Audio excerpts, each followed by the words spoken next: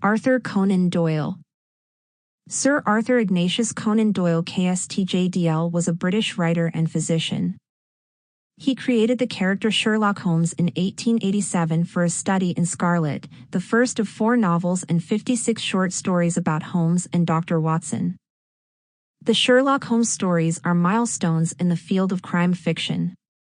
Doyle was a prolific writer. Other than Holmes stories, his works include fantasy and science fiction stories about Professor Challenger and humorous stories about the Napoleonic soldier Brigadier Gerard, as well as plays, romances, poetry, non-fiction, and historical novels. One of Doyle's early short stories, J. Habakkuk Jeffson's Statement, helped to popularize the mystery of the Mary Celeste. The Adventures of Sherlock Holmes by Sir Arthur Conan Doyle. The Adventure of the Noble Bachelor. The Lord St. Simon marriage and its curious termination have long ceased to be a subject of interest in those exalted circles in which the unfortunate bridegroom moves. Fresh scandals have eclipsed it, and their more piquant details have drawn the gossips away from this 4-year-old drama. As I have reason to believe, however, that the full facts have never been revealed to the general public, and as my friend Sherlock Holmes had a considerable share in clearing the matter up, I feel that no memoir of him would be complete without some little sketch of this remarkable episode.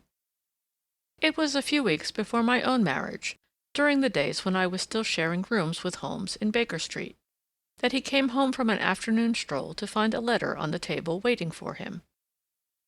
I had remained indoors all day, for the weather had taken a sudden turn to rain, with high autumnal winds, and the Jezail bullet which I had brought back in one of my limbs as a relic of my Afghan campaign throbbed with dull persistence. With my body in one easy chair and my legs upon another, I had surrounded myself with a cloud of newspapers until at last, saturated with the news of the day, I tossed them all aside and lay listless, watching the huge crest and monogram upon the envelope upon the table, and wondering lazily who my friend's noble correspondent could be. "Here is a very fashionable epistle," I remarked as he entered. "Your morning letters, if I remember right, were from a fishmonger and a tide-waiter." "Yes, my correspondence has certainly the charm of variety," he answered, smiling, "and the humbler are usually more interesting. This looks like one of those unwelcome social summonses which call upon a man either to be bored or to lie." He broke the seal and glanced over the contents. "Oh, come, it may prove to be something of interest after all. Not social, then? No, distinctly professional. And from a noble client, one of the highest in England. My dear fellow, I congratulate you. I assure you, Watson, without affectation, that the status of my client is a matter of less moment to me than the interest of his case. It is just possible, however, that that also may not be wanting in this new investigation. You have been reading the papers diligently of late, have you not?" "It looks like it," said I ruefully, pointing to a huge bundle in the corner. "I have had nothing else to do." "It is fortunate, for you will perhaps be able to post me up. I read nothing except the criminal news and the agony column. The latter is always instructive. But if you have followed recent events so closely, you must have read about Lord St. Simon and his wedding?" "Oh, yes, with the deepest interest." "That is well. The letter which I hold in my hand is from Lord St. Simon. I will read it to you, and in return you must turn over these papers and let me have whatever bears upon the matter. This is what he says: "My dear Mr. Sherlock Holmes, Lord Backwater tells me that I may place implicit reliance upon your judgment and discretion. I have determined, therefore, to call upon you and to consult you in reference to the very painful event which has occurred in connection with my wedding.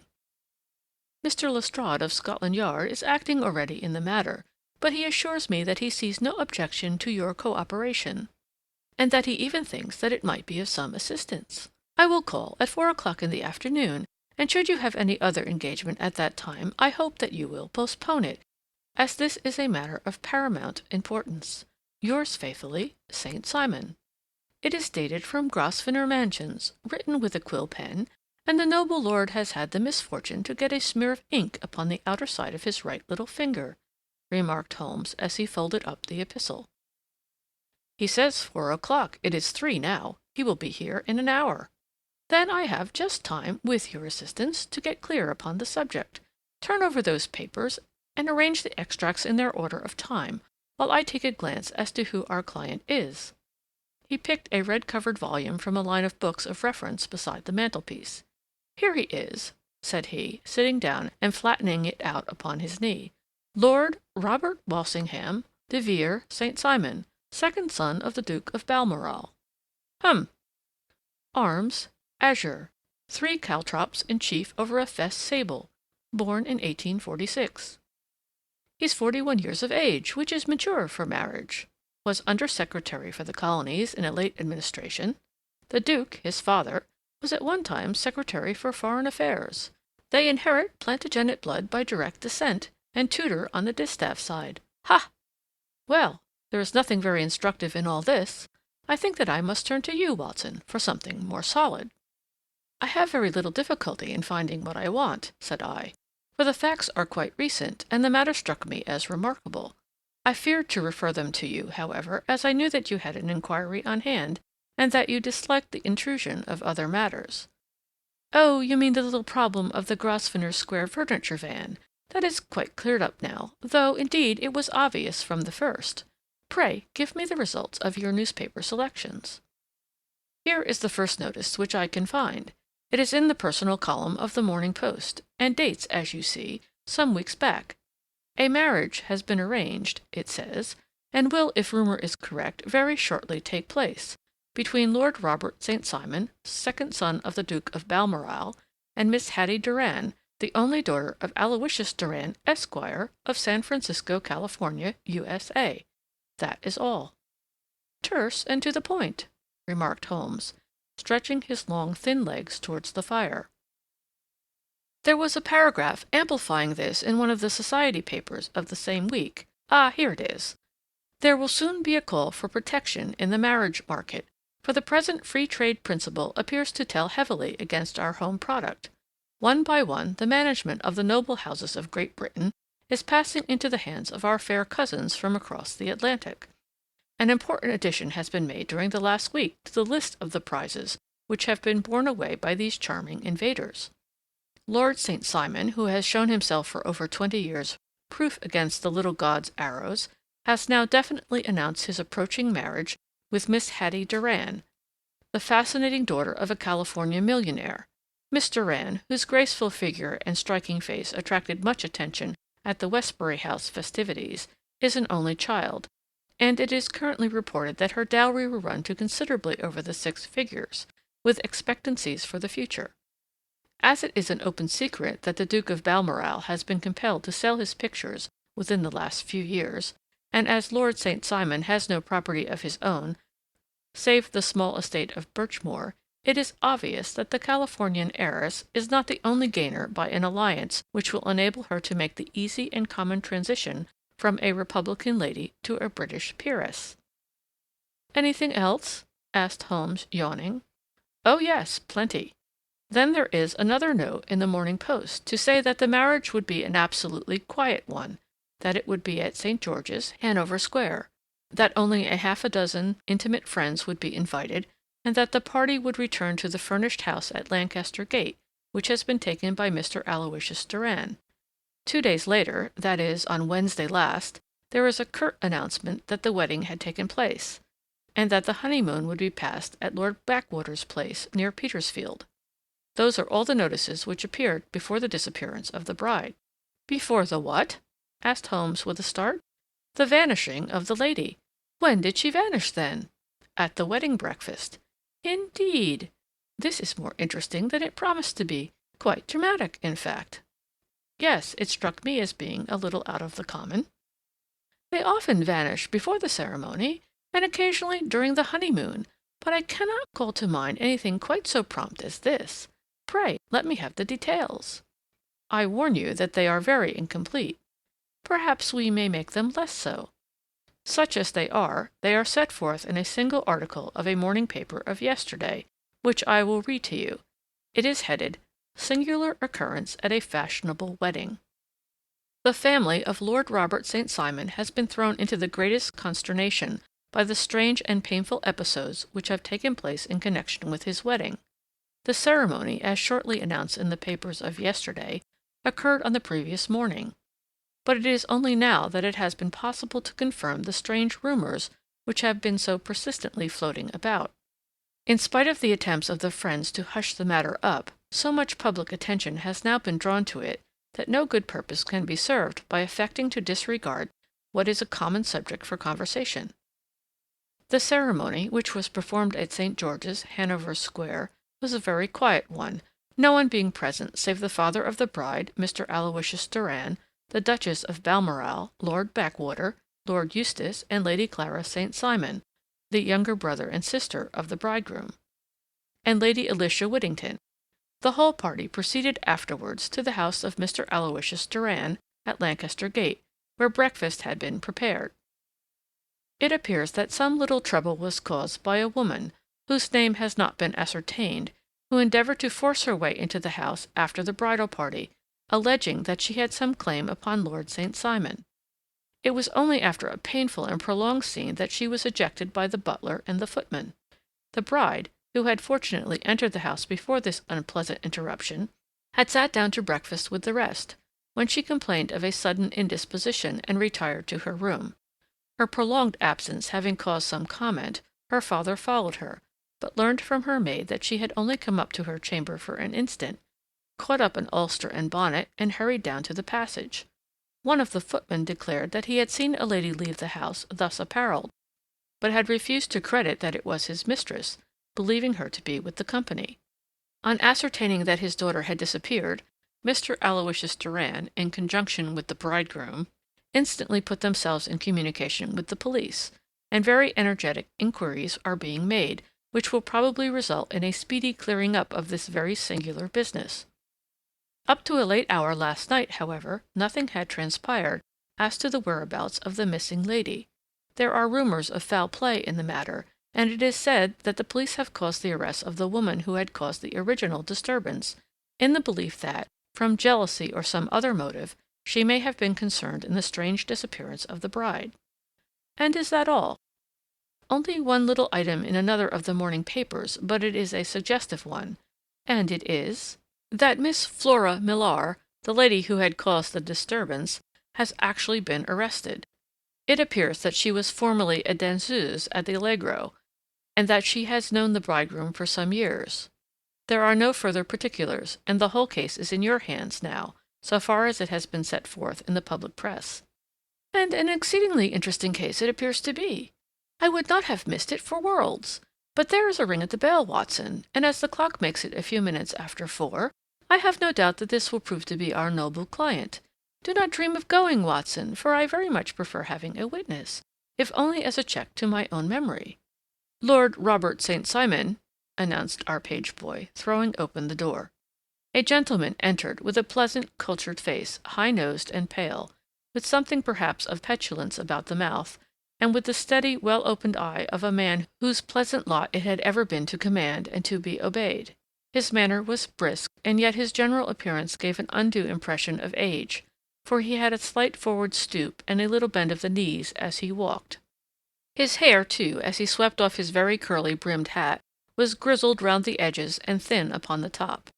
As to his dress, it was careful to the verge of foppishness, with high collar, black frock coat, white waistcoat, yellow gloves, patent leather shoes, and light-colored gaiters.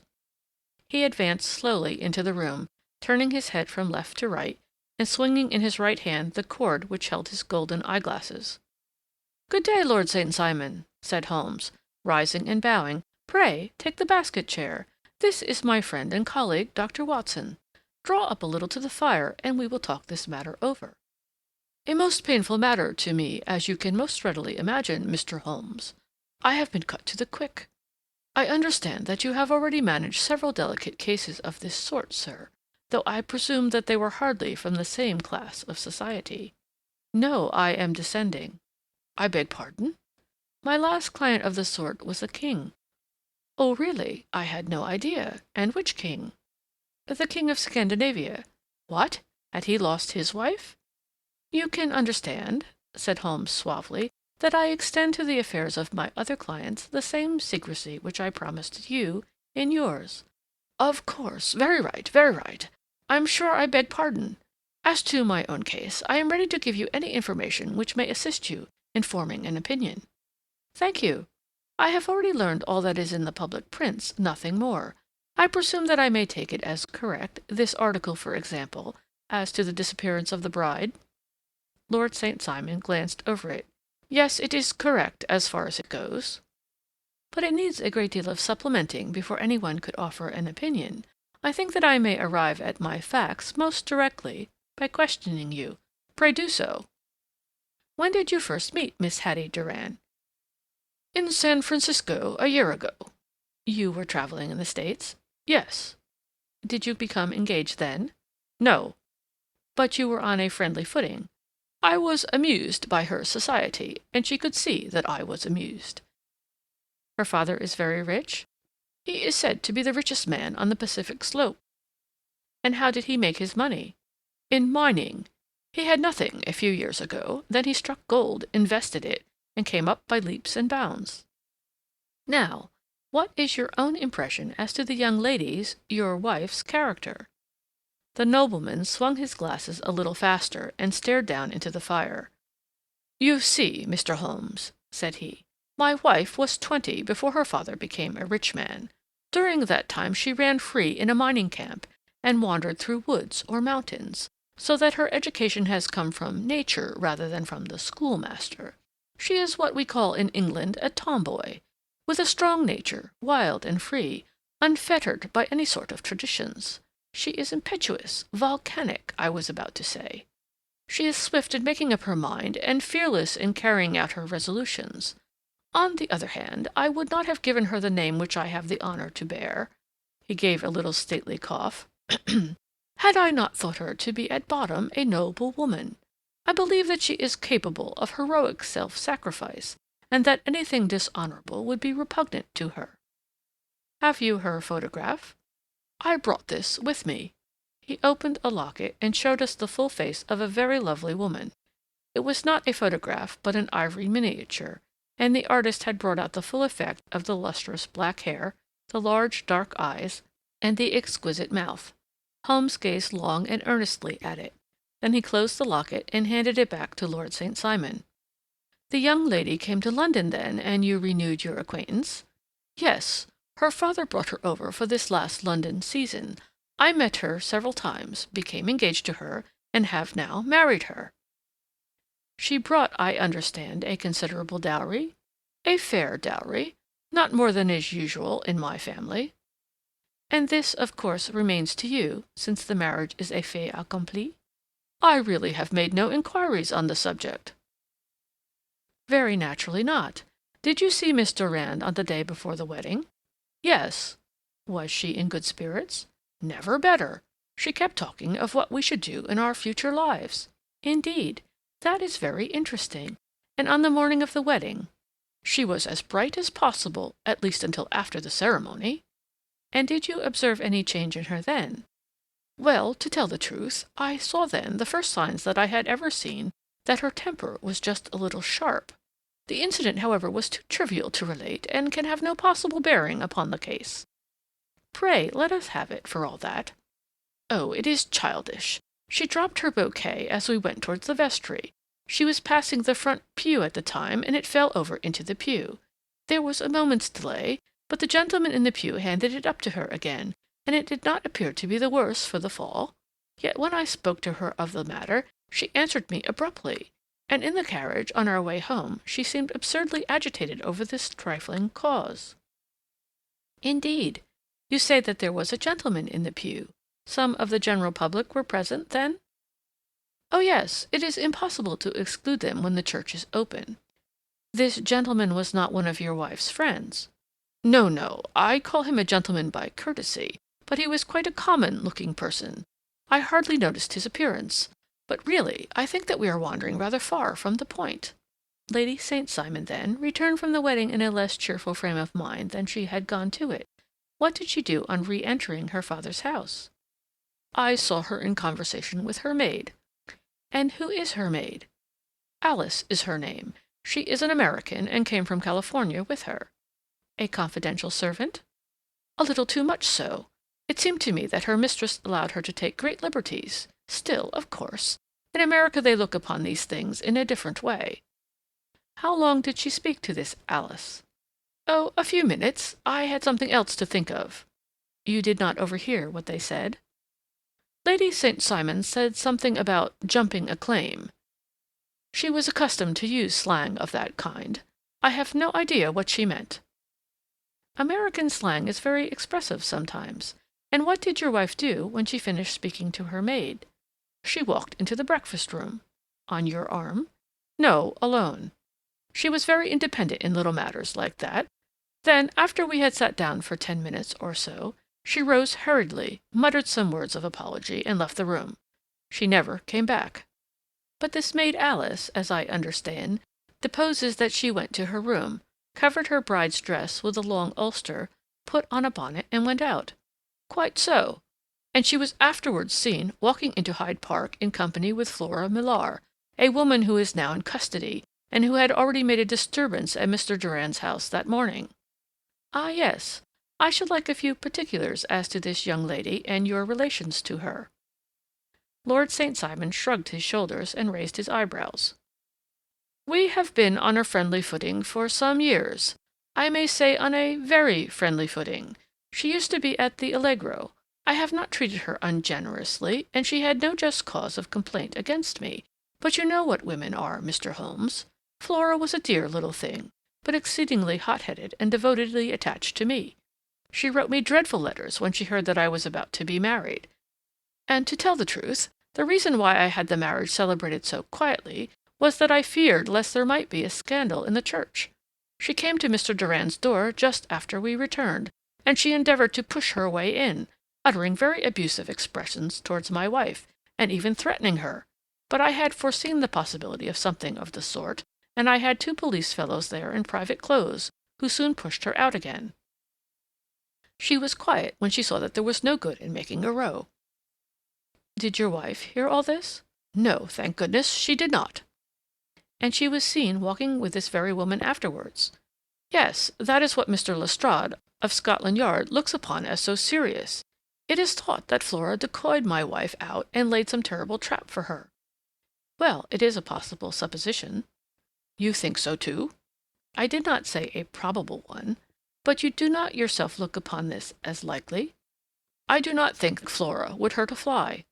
"Still, jealousy is a strange transformer of characters. Pray, what is your own theory as to what took place?" "Well, really, I came to seek a theory, not to propound one. I have given you all the facts. Since you ask me, however, I may say that it has occurred to me as possible that the excitement of this affair, the consciousness that she had made so immense a social stride, had the effect of causing some little nervous disturbance in my wife." "In short, that she had become suddenly deranged?" "Well, really, when I consider that she has turned her back, I will not say upon me, but upon so much that many have aspired to without success, I can hardly explain it in any other fashion." "Well, certainly that is also a conceivable hypothesis," said Holmes, smiling. "And now, Lord St. Simon, I think that I have nearly all my data. May I ask whether you were seated at the breakfast table so that you could see out of the window?" "We could see the other side of the road and the park." "Quite so. Then I do not think that I need to detain you longer. I shall communicate with you." "Should you be fortunate enough to solve this problem," said our client, rising. "I have solved it." "Eh? What was that?" "I say that I have solved it." "Where, then, is my wife?" "That is a detail that I shall speedily supply." Lord St. Simon shook his head. "I am afraid that it will take wiser heads than yours or mine," he remarked, and bowing in a stately, old-fashioned manner, he departed. "It is very good of Lord St. Simon to honor my head by putting it on a level with his own," said Sherlock Holmes, laughing. "I think that I shall have a whiskey and soda and a cigar after all this cross-questioning. I had formed my conclusion as to the case before our client came into the room. My dear Holmes, I have notes of several similar cases, though none, as I remarked before, which were quite as prompt. My whole examination served to turn my conjecture into a certainty. Circumstantial evidence is occasionally very convincing, as when you find a trout in the milk, to quote Thoreau's example. But I have heard all that you have heard, without, however, the knowledge of pre-existing cases which serves me so well. There was a parallel instance in Aberdeen some years back, and something on very much the same lines at Munich the year after the Franco-Prussian War. It is one of these cases, but hullo, here is Lestrade. Good afternoon, Lestrade. You will find an extra tumbler upon the sideboard, and there are cigars in the box." The official detective was attired in a pea-jacket and cravat, which gave him a decidedly nautical appearance, and he carried a black canvas bag in his hand. With a short greeting, he seated himself and lit the cigar which had been offered to him.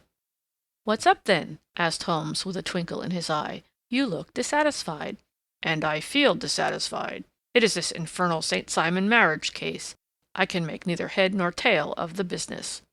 "Really, you surprise me." "Who ever heard of such a mixed affair? Every clue seems to slip through my fingers. I've been at work upon it all day." "And very wet it seems to have made you," said Holmes, laying his hand upon the arm of the pea-jacket. "Yes, I've been dragging the Serpentine." "In heaven's name, what for?" "In search of the body of Lady St. Simon." Sherlock Holmes leaned back in his chair and laughed heartily. "Have you dragged the basin of Trafalgar Square fountain?" he asked. "Why, what do you mean?" "Because you have just as good a chance of finding this lady in the one as in the other." Lestrade shot an angry glance at my companion. "I suppose you know all about it," he snarled. "Well, I have only just heard the facts, but my mind is made up." "Oh, indeed. Then you think that the Serpentine plays no part in the matter?" "I think it very unlikely." "Then perhaps you will kindly explain how it is that we found this in it." He opened his bag as he spoke, and tumbled onto the floor a wedding dress of watered silk, a pair of white satin shoes, and a bride's wreath and veil, all discolored and soaked in water. "There," said he, putting a new wedding ring upon the top of the pile. "There is a little nut for you to crack, Master Holmes." "Oh, indeed," said my friend, blowing blue rings into the air. "You dragged them from the Serpentine?" "No, they were found floating near the margin by a park keeper. They have been identified as her clothes, and it seemed to me that if the clothes were there, the body would not be far off." "By the same brilliant reasoning, every man's body is to be found in the neighborhood of his wardrobe. And pray, what did you hope to arrive at through this?" "At some evidence implicating Flora Millar in the disappearance." "I am afraid that you will find it difficult." "Are you indeed, now?" cried Lestrade with some bitterness. "I am afraid, Holmes, that you are not very practical with your deductions and your inferences. You have made 2 blunders in as many minutes. This dress does implicate Miss Flora Millar." "And how?" "In the dress is a pocket. In the pocket is a card case. In the card case is a note. And here is the very note." He slapped it down upon the table in front of him. "Listen to this. 'You will see me when all is ready. Come at once. F.H.M.' Now, my theory all along has been that Lady St. Simon was decoyed away by Flora Millar, and that she, with confederates, no doubt, was responsible for her disappearance. Here, signed with her initials, is the very note which was no doubt quietly slipped into her hand at the door, and which lured her within their reach." "Very good, Lestrade," said Holmes, laughing. "You really are very fine indeed. Let me see it." He took up the paper in a listless way, but his attention instantly became riveted, and he gave a little cry of satisfaction. "This is indeed important," said he. "Ha! You find it so?" "Extremely so. I congratulate you warmly." Lestrade rose in his triumph and bent his head to look. "Why," he shrieked, "you're looking at the wrong side." "On the contrary, this is the right side." "The right side? You're mad. Here is the note written in pencil over here." "And over here is what appears to be the fragment of a hotel bill, which interests me deeply." "There's nothing in it. I looked at it before," said Lestrade. "October 4th. Rooms, 8 shillings. Breakfast, 2 shillings, 6 pence. Cocktail, 1 shilling. Lunch, 2 shillings, 6 pence. Glass sherry, 8 pence. I see nothing in that." "Very likely not. It is most important all the same. As to the note, it is important also, or at least the initials are, so I congratulate you again." "I've wasted time enough," said Lestrade, rising.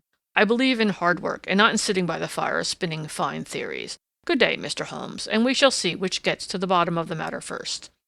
He gathered up the garments, thrust them into the bag, and made for the door. "Just one hint to you, Lestrade," drawled Holmes before his rival vanished. "I will tell you the true solution of the matter. Lady St. Simon is a myth. There is not, and there never has been, any such person." Lestrade looked sadly at my companion. Then he turned to me, tapped his forehead 3 times, shook his head solemnly, and hurried away. He had hardly shut the door behind him when Holmes rose to put on his overcoat. "There is something in what the fellow says about outdoor work," he remarked, "so I think, Watson, that I must leave you to your papers for a little."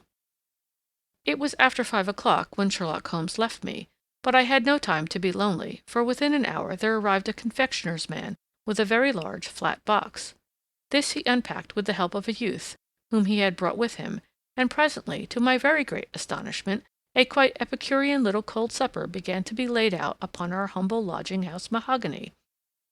There were a couple of brace of cold woodcock, a pheasant, a pâté de foie gras pie, with a group of ancient and cobwebby bottles. Having laid out all these luxuries, my 2 visitors vanished away like the genii of the Arabian Nights, with no explanation save that the things had been paid for and were ordered to this address. Just before 9 o'clock, Sherlock Holmes stepped briskly into the room.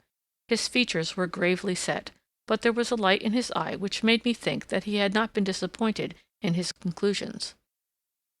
"They have laid the supper, then," he said, rubbing his hands. "You seem to expect company. They have laid for 5. "Yes, I fancy we may have some company dropping in," said he. "I am surprised that Lord St. Simon has not already arrived. Ha! I fancy that I hear his step now upon the stairs."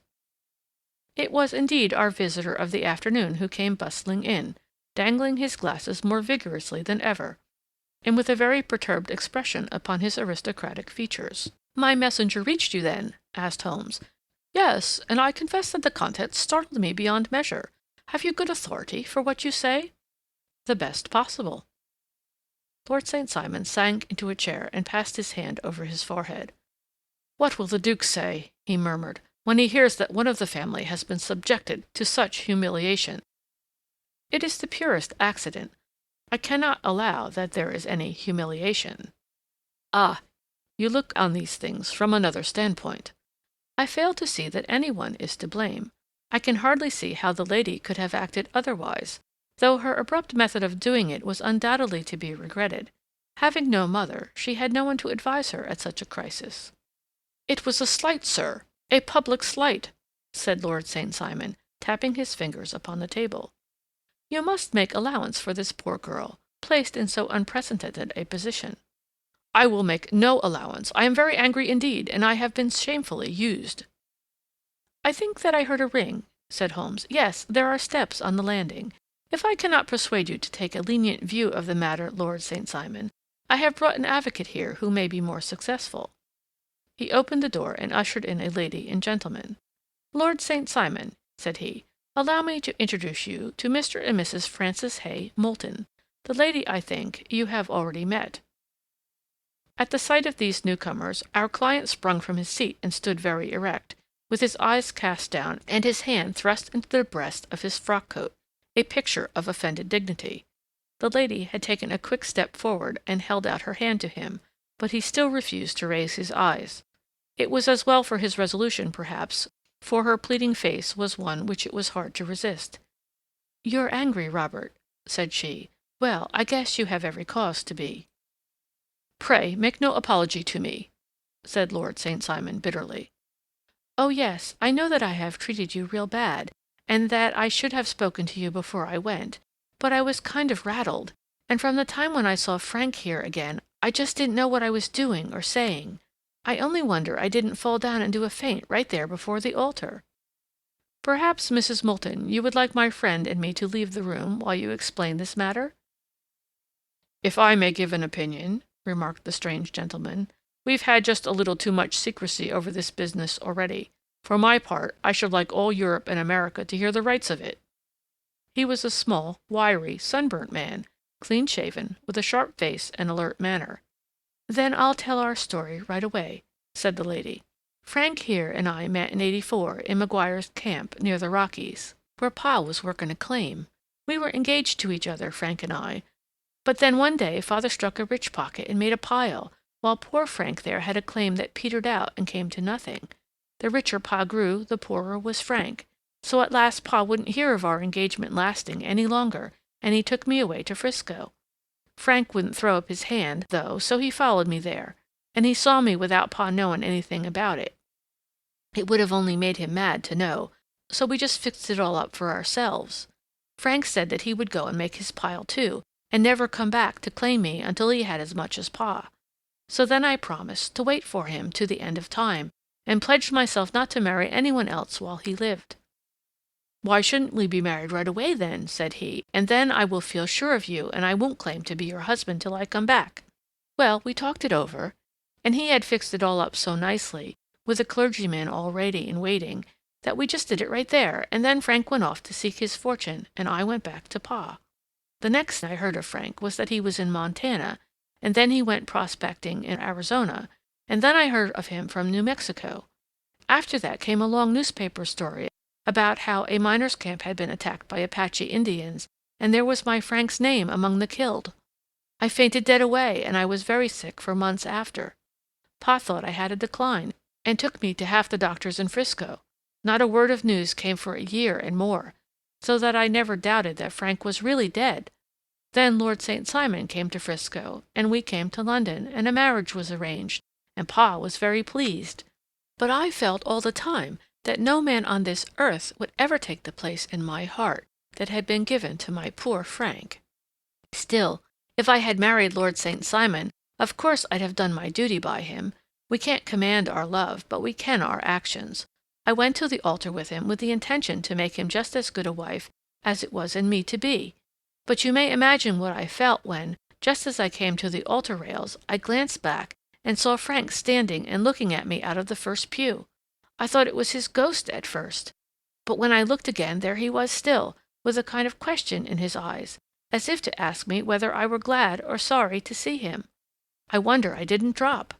I know that everything was turning round, and the words of the clergyman were just like the buzz of a bee in my ear. I didn't know what to do. Should I stop the service and make a scene in the church? I glanced at him again, and he seemed to know what I was thinking, for he raised his finger to his lips to tell me to be still.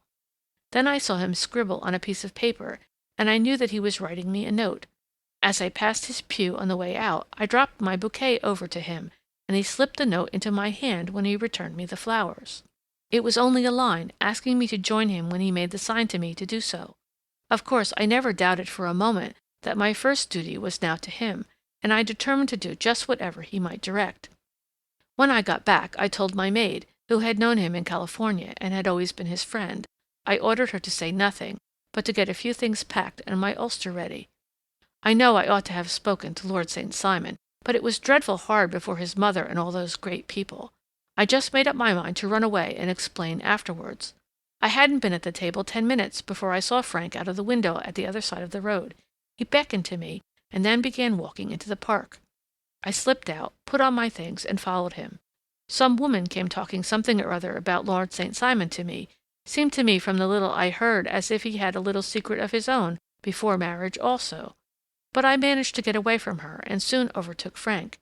We got into a cab together, and away we drove to some lodgings he had taken in Gordon Square, and that was my true wedding after all those years of waiting.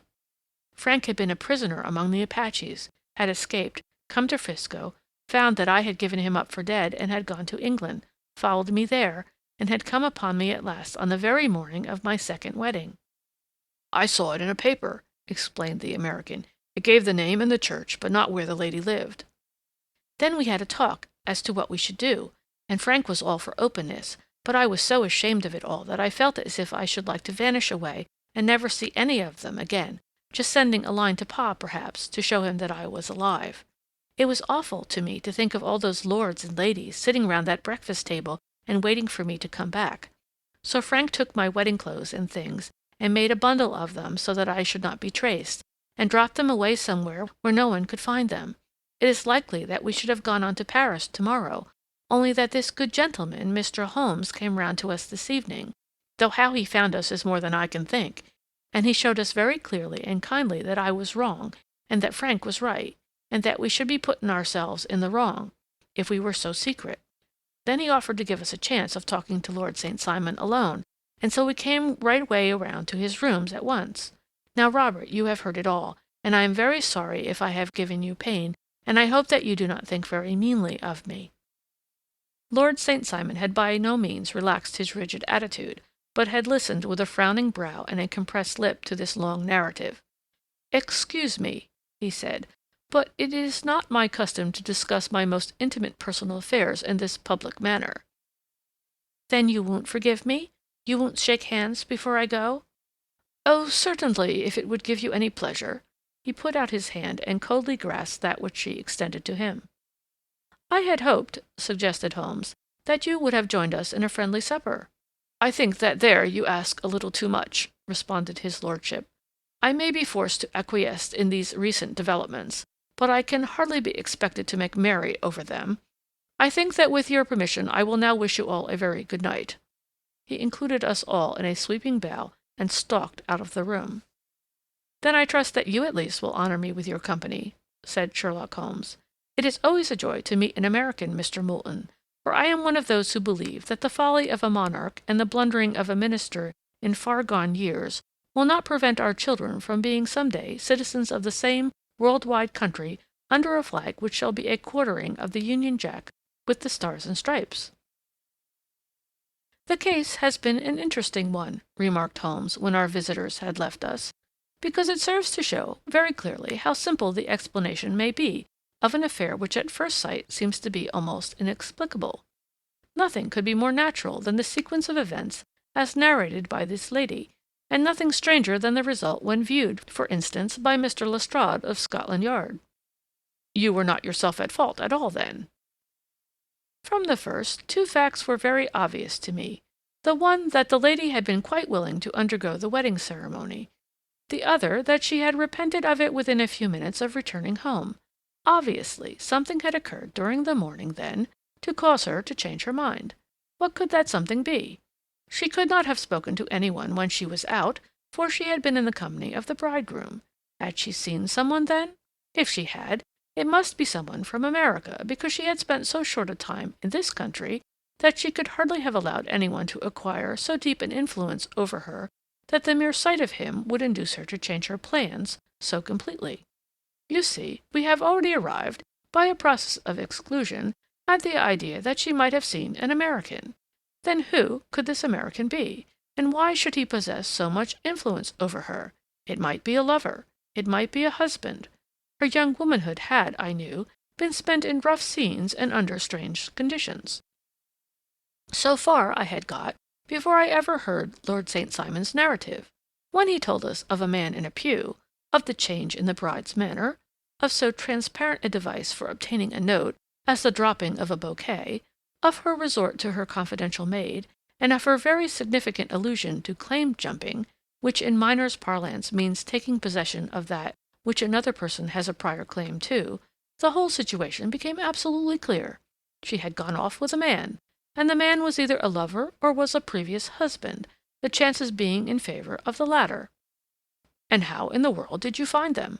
It might have been difficult, but friend Lestrade held information in his hands the value of which he did not himself know. The initials were, of course, of the highest importance, but more valuable still was it to know that within a week he had settled his bill at one of the most select London hotels. How did you deduce the select? By the select prices. 8 shillings for a bed and 8 pence for a glass of sherry pointed to one of the most expensive hotels. There are not many in London which charge at that rate. In the second one, which I visited in Northumberton Avenue, I learned by an inspection of the book that Francis H. Moulton, an American gentleman, had left only the day before, and on looking over the entries against him I came upon the very items which I had seen in the duplicate bill. His letters were to be forwarded to 226 Gordon Square, so thither I travelled, and being fortunate enough to find the loving couple at home, I ventured to give them some parental advice, and to point out to them that it would be better in every way that they should make their position a little clearer, both to the general public and to Lord St. Simon in particular. I invited them to meet him here, and as you see, I made him keep the appointment." "But with no very good result," I remarked. "His conduct was certainly not very gracious." "Ah, Watson," said Holmes, smiling, "perhaps you would not be very gracious either if, after all the trouble of wooing and wedding, you found yourself deprived in an instant of a wife and of fortune. I think that we may judge Lord St. Simon very mercifully, and thank our stars that we are never likely to find ourselves in the same position. Draw up your chair and hand me my violin, for the only problem we have still to solve is how to while away these bleak autumnal evenings." End of Chapter 10. The Adventures of the Noble Bachelor.